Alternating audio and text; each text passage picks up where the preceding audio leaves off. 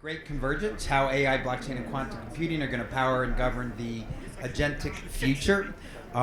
There's obviously a tremendous amount to unpack there.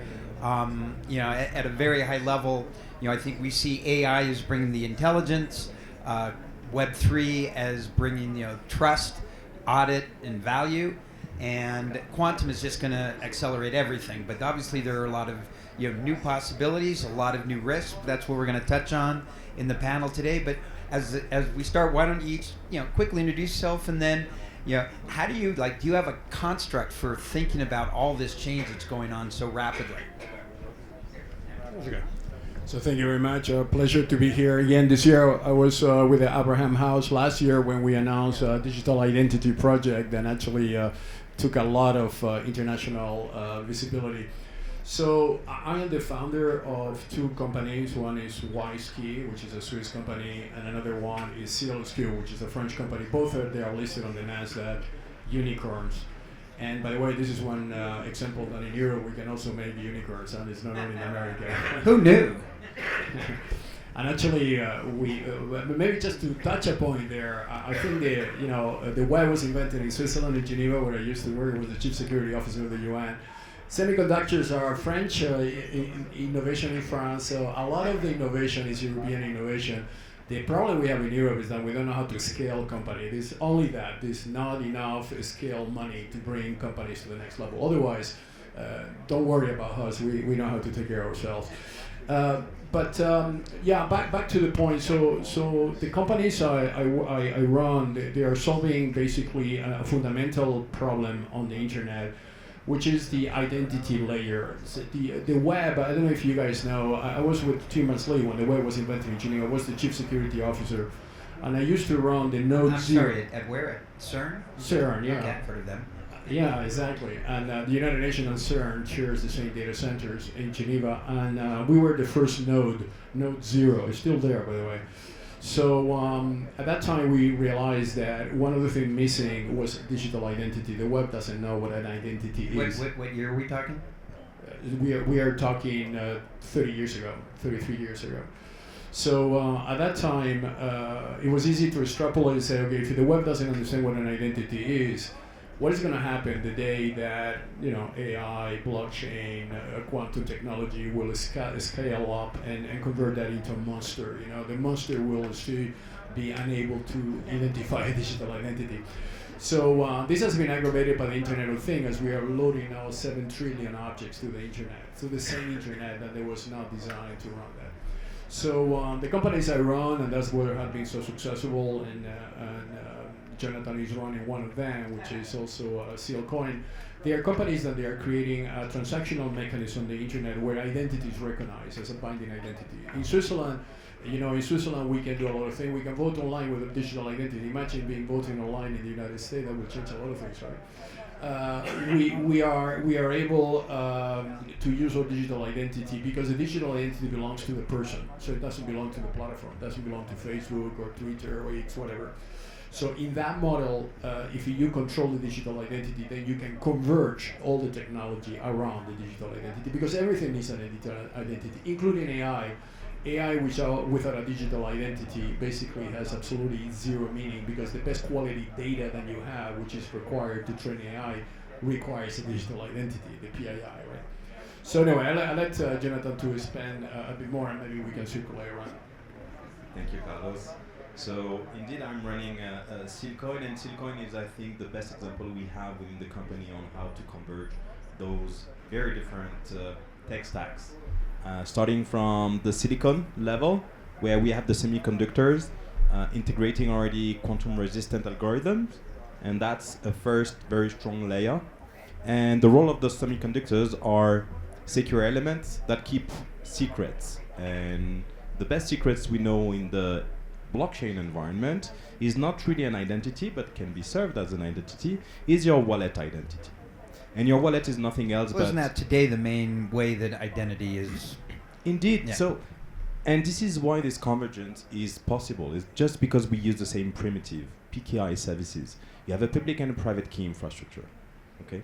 And within that, whether you deliver an identity to an object or to an individual, it's the same secret that you need to keep secret. Okay? And what we've built is a platform with a new primitive that enables machines to transact together. So we're not talking about onboarding 1 billion users into the platform. We're talking about the next trillions objects around the network to start communicating together, and communication is quite straightforward. What we want them to do is really to transact with one another. And for them to transact, we heard today a lot about AI and agentic AI. AI won't become agentic unless they have identities. Because if you want to entrust your own AI agent to do something on your behalf, you want to make sure that you have full ownership over it. And you want to make sure that whenever you arrive somewhere, most of the time it's going to be an API, it can authenticate itself first. Once this is done, what we have today with AI... When it authenticates itself, what is it authenticating? Does it have its own identity, or is it identity both linked to the...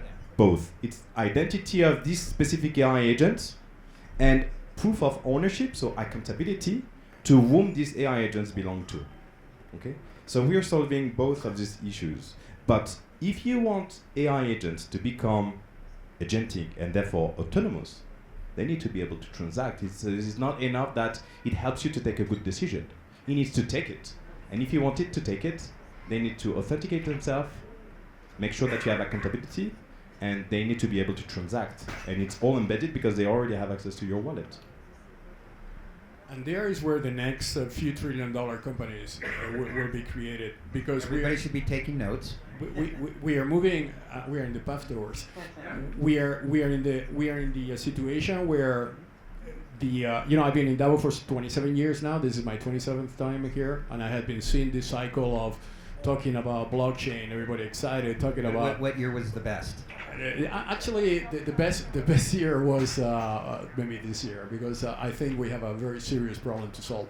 But there's a lot of cycle on where everybody thinks that this technology is going to be the final and greatest technology, but this is only an extension of it. On AI now, the next big thing is coming is what you call AI getting physical AI. LLMs have proven to be very... You're saying for robots? Robots, electrical switch, smart meters, connected cars, electrical plugs, satellites, and this is actually where we are acting, because we produce semiconductors. We embed those semiconductors into devices. We provide PQC capabilities, which is post-quantum capabilities, so a quantum computer cannot break them. We actually just announced yesterday that we are acquiring for $200 million a French company, Kubli, which is one of the leading quantum companies developing a microchip, quantum microchip. Another great French company. Another French company, that's what I say, American companies come to France to buy that, Sandbox AQ comes to France to buy companies, so the innovation is here, the money is there. That's why when I raise money, I go to the United States, so I keep acquiring French companies. But what is important to note is that this physical AI, we are talking about trillions of devices. Those devices are becoming intelligent, so they will auto-program themselves by behaving and repeating every time the same behavior. They will keep improving themselves, and to the point that they will take decisions in the future automatically. And this is where the PAI component is, where the human intervention will be to ensure that those devices will not go against us. Wednesday, we organized a roundtable here in Davos. The question is, who is us? No, the house is the biological self, a human. I mean, we are what we are, right? An AI or a robot will never be a biological person. It will not have the same characteristics. It will be something maybe similar, but will not be us. Wednesday, we in our roundtable we organize every year. We will combine all that into a robot. Actually, I'm bringing a robot into a roundtable. The robot is connected with our satellite. We have our own constellation of satellite we send with SpaceX, so we have now 20 satellites in orbit, growing to 1,000 satellites. Those satellites are talking directly with the chips that we manufacture, that we embed into devices. Those devices then analyze the data, which is highly authenticated data, but because comes from the real thing, right? That doesn't come from unauthorized data in an NLM, and all that gives a behavior predictability analysis back into the device. So this is what you call about the convergence. I mean, we are entering into, I think this is the last year in Davos where we're going to be talking about one technology only. It's going to be the year where, and this is what we call the age of convergence, where convergences are going to be very similar to what happened in the Renaissance period in Italy, where mathematics, geographic, art converge, and that created a new civilization. So we're in a very similar time where the technology is converging to create a new paradigm shift. And I think the next thing is coming very strong is quantum, right? I mean, quantum has the capability to break RSA. RSA is a 50 years old algorithm invented by MIT, reaching legacy status. It had a good run. It had a good run. But the consequences of quantum coming and breaking are phenomenal, right? Your banking system, your military infrastructure. You got a lot of other things to worry about besides your Bitcoin. solid. Is that Bitcoin as well? Yeah. So there is a need to think in that way, rather than thinking in silos, technology silos. See the convergence and what is the value added that convergence can provide. You know, because the new inventions that can be sitting on top of the infrastructure. I think it's time now that we put less focus only on the use cases and we reinforce the infrastructure. The infrastructure is not secure yet. The United States has launched the CNSA 2.0. Which says that all the critical infrastructure of the United States before the year 2027 needs to be quantum ready. So that's very encouraging because you have now a government. Europe is following, by the way. So this is going to create a massive opportunity because every single organization needs to be PQC enabled, right? Otherwise, you will be considered a legacy system. You will not be able to operate by the year 2030. So there is an urgency factor that will accelerate this aspect of convergence. And maybe another point to address is that you ask a very good question. Who is who? Who's controlling all of that? And I think this is definitely what blockchain brings to the table, is this decentralization aspect with the transparent governance. And then you can decide transparently who can act, what are the primitive on which they can act or on which they should act, and you can claim this ownership and make sure that you can mingle and add on top of this infrastructure and decide the level of transparency, level of openness you want, depending on the use case, because it's different if we're talking about an object which is a satellite used by the army or if it's just my Apple Watch. And just to say on the how, last year here with Abraham House, we launched Abraham Identity ID.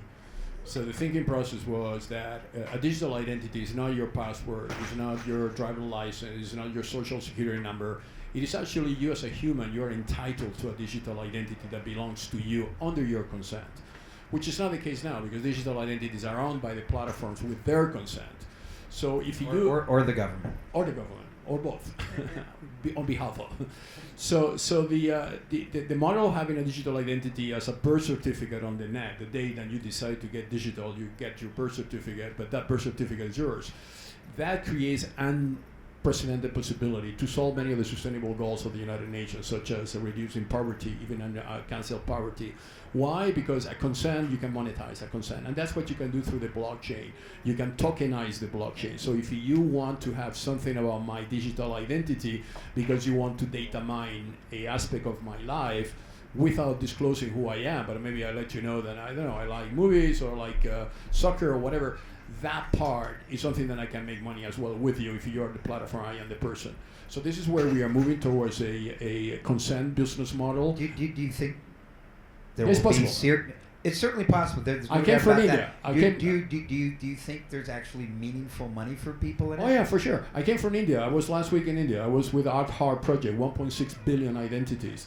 80% of the Indian poor people now, they have digital identities and they can trade online, they can access education, they can get government grants because they exist. They can open a bank account. Before that, they were totally unbanked.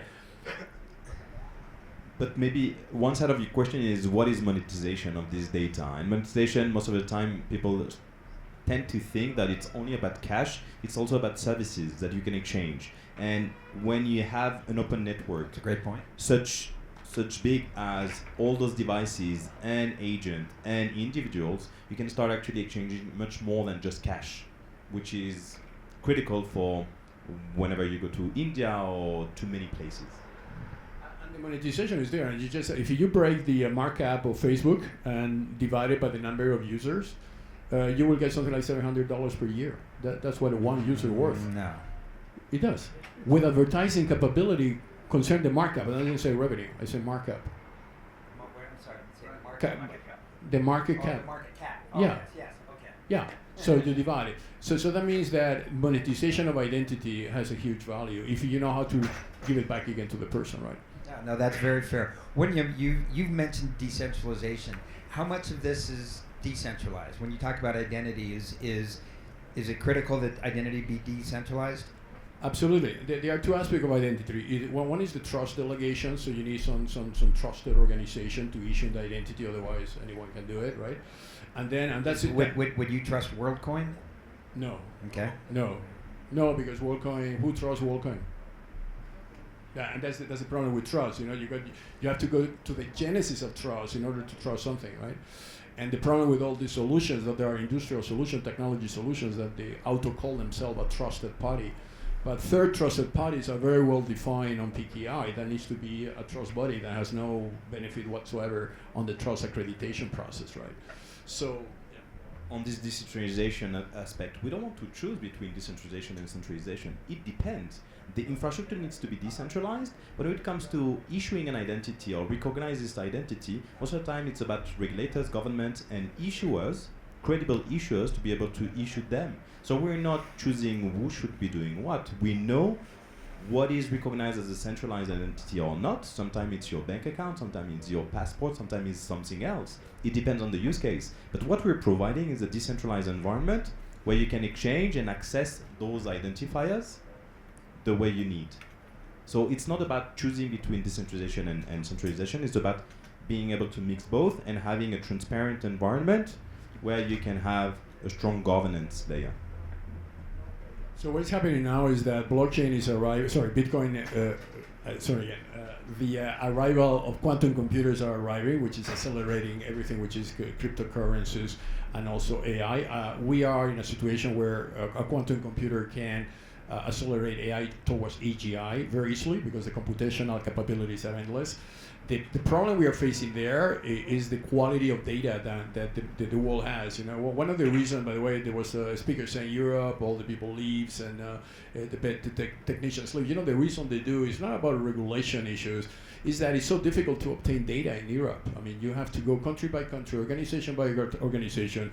There are many verticalized silos. So by the time that you want to train your algorithm on that data, becomes so complicated. And either you go to China or the United States, and then you have whatever data you want. So that's just the problem we are facing. Which is too easy.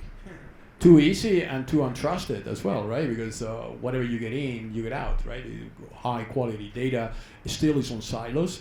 A very good friend in the United States is telling me that if the American Hopkins Hospital will unveil, for instance, the cancer research they have on private data, and they will AI on the top of that, they will already cure cancer. But that data is very, very secretively data. It's collected, is protected, and it's not shareable. So we are in a situation where data is like oil, right? Whoever has it wants to keep it, and only for them.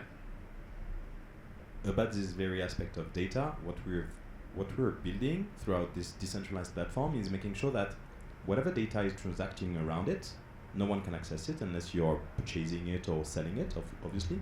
But each data point is signed by the device itself, fully secure, which means that we're creating kind of a premium data oracle that can be very secure. And in today's business, 86% of the data is statistical.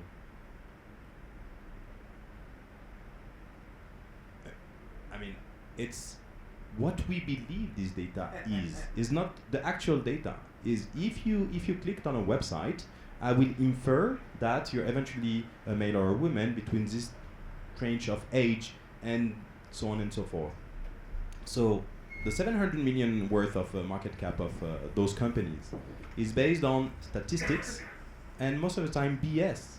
So what we're building is making sure that whenever you access a data point, it has been securely signed by the device itself, and that changes everything. When it comes to acquiring data, making sure that you can train AI properly, and making sure that you can actually take a concrete decision and an execution about these AI agents. So the new trend, and this is going to be the big discussion in Davos this week, is going to be about what we call verticalization of technology. The technology is not global anymore due to geopolitical issues that we are confronted every day. So countries wants to be sovereign in what concerns technology, right? And this is where we focus. We focus on technology that is sovereign technology, that a country wants to own because it doesn't want to depend on another country. So this is cryptographic root keys, the possibility of building your own PKI, the possibility of building your own blockchain, the possibility of creating your own quantum computer at national level, and develop your own semiconductors. So this is where we focus. We invest, or we buy, or we list on the NASDAQ companies that they are working on. What about the country-specific LLM? Yes, totally, absolutely. We actually, that's the case in Switzerland. We have our own AI, which is supposed to be the most trusted AI, because we're supposed to be the most trusted country. I know there's issues about that, but anyway, there's a good market. It's a low bar. It's a good market. No, but I think it makes a lot of sense because the data has been validated before it reaches the AI. So sovereign technology is going to be at the beginning a big fight, because the multi-trillion-dollar companies, they managed to get so big.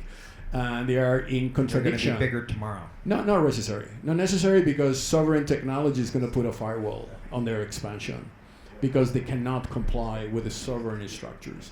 And there's where you're going to see a quantum computer competing directly with NVIDIA, and it replaces the GPUs with the qubits. So this is the fight now, and we are in the middle of that fight. And I think we have maybe not many companies that understand what is happening here, but the ones they do, they will become very big very soon. Okay, well, we only got a couple minutes left. Why don't you tell us these three things? What are you looking for? What's the big thing that you guys are looking for in 2026 from the convergence of all these technologies? So 26 for me, and it has been actually also for the U.S. government last Monday, is what you call the quantum security year. It's going to be everywhere. We are in quantum where we were in AI 5 years ago. So everybody talks about AI. There's a lot of hype about AI. So actually, AI has not been able to solve anything complex yet. AI has not found new drugs. AI has not found the cure cancer. It has not it's still and there are many reasons for that. LLMs are not necessarily the best way to train only an AI algorithm. You need to have something more on the top of that. So there is a consensus that quantum security is going to be 26. Last year, by the way, was a quantum year. There was a quantum computer year. Now it's quantum security, which is the defense side of quantum, right? Once quantums are ripe, and this is a massive opportunity for companies that they are in quantum security to get very big. Like when Willow was announced by Google, that was November. My company went to $1.3 billion overnight, one day. And why? Because everybody realized from where? From 100 million at that time. And that was a memorable day. Yeah, it was a memorable day. It was a great Christmas. Let's put it that way. And the reason is because everybody understood that quantum will not be in 30 years, which was at the time NVIDIA CEO, thinking, don't worry, that's going to come in 30.